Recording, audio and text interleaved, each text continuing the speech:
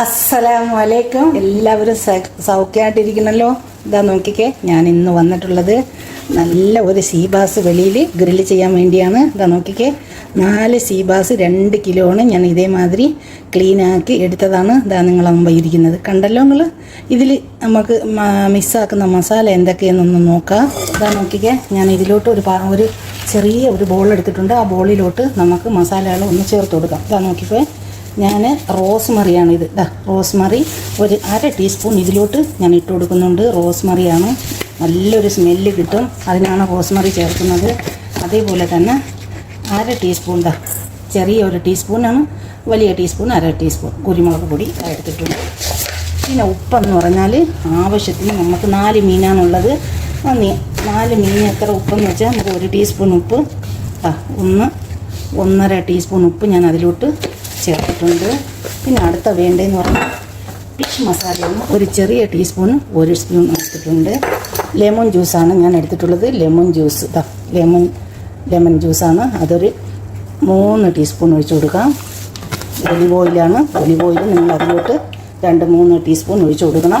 എല്ലാം ഒഴിച്ച് കൊടുത്ത് ഇതിലോട്ട് ഇതെല്ലാം ഇഷ്ടം വെച്ച് നമുക്കിത് നല്ലതുപോലെ ഒന്ന് മിക്സാക്കാം. അപ്പോൾ നോക്കിക്കേ, മസാല ഈ മീൻ മസാല നമ്മൾ മിക്സാക്കിയ മസാല എല്ലാം ഇതിലോട്ട് നമുക്കൊന്ന് ആഡ് ചെയ്ത് കൊടുക്കാം. നോക്കിക്കേ, ആഡ് ചെയ്ത് കൊടുത്തിട്ട് നല്ലതുപോലെ ഒന്ന് മിക്സാക്കി, നല്ലതുപോലെ ഒന്ന് അടിപൊളിയായിട്ട് ഒന്ന് മിക്സാക്കി നമുക്ക് ഒരു 20-25 മിനിറ്റ് ഒന്ന് റെസ്റ്റ് ചെയ്യാനായിട്ട് വെക്കാം. നോക്കിക്കേ, എല്ലാം ഞാൻ മസാല നല്ലപോലെ എല്ലാ സ്ഥലങ്ങളിലും തേച്ച് പിടിപ്പിച്ചിട്ടുണ്ട്. ഇനി നമുക്കൊരു 20-25 മിനിറ്റ് നിങ്ങളെ ടൈം പോലെ പുറത്ത് കരി ഇട്ടിട്ടാണ് ഈ മീൻ ഞാൻ ചുട്ടെടുക്കുന്നത്. പുറത്ത് കരി ഇടണം. ചർക്കോളിലാണ് ഈ മീൻ ഞാൻ ചുടാൻ പോകുന്നത്. എന്താ നോക്കിക്കേ, മസാല റെഡിയായി. ഇനി നമുക്കിതൊന്ന് റെസ്റ്റ് ചെയ്യാനായിട്ട് മാറ്റി വയ്ക്കാം. റെസ്റ്റ് ചെയ്യാൻ വെച്ച മീൻ ഇവിടെ സമയം കഴിഞ്ഞിട്ടുണ്ട്. നമുക്കത് ഇനി ഒന്ന് ഗ്രില്ല് ചെയ്യാൻ ചർക്കോൾ ഇടാനായിട്ട് പോകാം. ഞാൻ എണ്ണ ഒഴിച്ചല്ല കരി കത്തിക്കുന്നത്. ഇതേമാതിരി കുറച്ച് കരി എടുത്ത് ഗ്യാസിൽ കൊണ്ടുവന്നാണ് കത്തിച്ചിട്ട് മറ്റേ സ്റ്റാൻഡിലോട്ട് ഇട്ട് കണലാക്കി എടുക്കുന്നത്. നമുക്കത് നോക്കാൻ പോവാം. ഇതിപ്പോൾ ഞാൻ കത്തിച്ച് നിങ്ങൾ കണ്ടല്ലോ. ഇത് അതിൽ കൊണ്ടിട്ട് കണലാക്കി എടുക്കാം. നോക്കേ, ഇതേമാതിരി ഒരു സ്റ്റാൻഡിൽ ഞാൻ കരി ഇട്ടിട്ട് അതിൻ്റെ മുകളിലോട്ടാണ് ഈ കരി കത്തിച്ച് കൊണ്ടിട്ട് കണലാക്കി എടുക്കുന്നത്. ഇതാ നോക്കിക്കേ, ഇങ്ങനെയാണ് ഞാൻ ചെയ്യുന്നത്.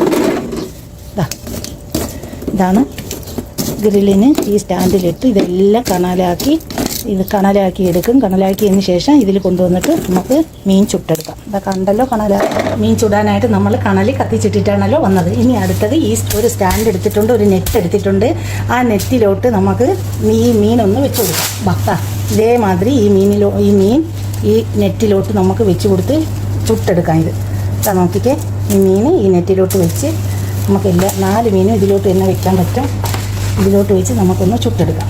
നോക്കിക്കേ, മാഷാ അല്ലാഹ് തബാറക റഹ്മാൻ. നമുക്ക് 4 മീനെ നമുക്ക് ഇതിലോട്ട് വെച്ചിട്ട് ഒന്ന് ചുട്ടെടുക്കാം. ഇതിൻ്റെ മുകളിലോട്ട് കുറച്ച് മസാലകൾ നമുക്ക് തേച്ച് കൊടുക്കാം. കാണാലോ,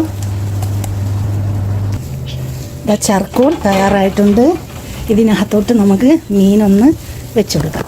ഇങ്ങോട്ട് വെച്ച് കൊടുക്കാം. ഇത് തിരിച്ചും മറിച്ചും വെച്ച് ചുട്ടെടുക്കണം.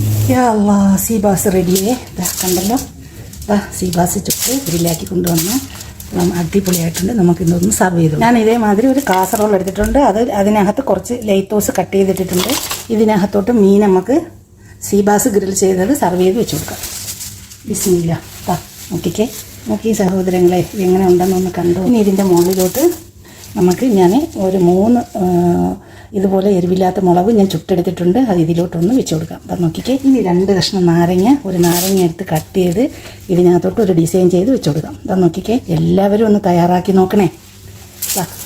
എൻ്റെ പൊന്നാര മക്കളെ, അടിപൊളിയാണെന്ന് വെച്ചാൽ അടിപൊളിയാണ്. എല്ലാവരും ഒന്ന് തയ്യാറാക്കി നോക്കണം. സബ്സ്ക്രൈബ് ചെയ്യണം, സപ്പോർട്ട് ചെയ്യണം, ഫീഡ്ബാക്ക് അറിയിക്കണം. ഈ ഡിഷ് നിങ്ങൾക്ക് ഇഷ്ടമായാലും നിങ്ങളെ ഫാമിലികൾക്കും ഫ്രണ്ട്സിനും കൂടി ഷെയർ ചെയ്തോട്ട് എന്നെ സപ്പോർട്ട് ചെയ്യണേ.